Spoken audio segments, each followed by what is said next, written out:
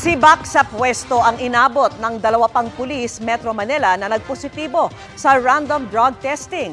At nakatutok si Chino Gaston.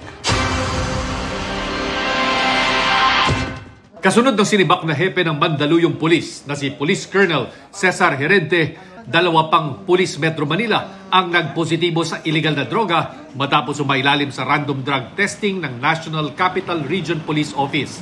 Hindi pa sila pinangalanan, maging kung saan sila nakadestino. Sila ay mag-undergo ng the usual administrative proceedings. So, meron silang 15 days muna to challenge the result of the drug test.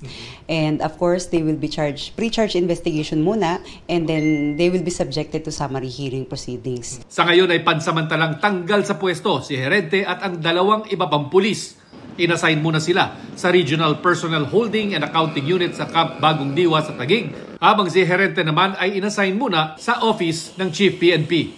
Habang hinihintay ang resulta ng pangatlong drug test ay gumugulong na ang pre-charge investigation laban sa kanila.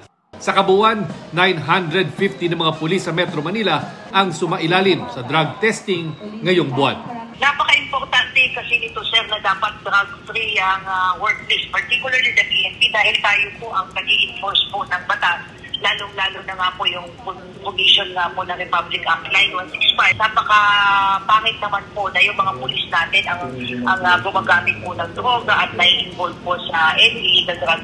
Sino mang police officer na magpo-positibo sa drug testing ay nahaharap sa administrative case na conduct unbecoming an officer na kapag napatunayan ay may parusang dismissal mula sa serbisyo.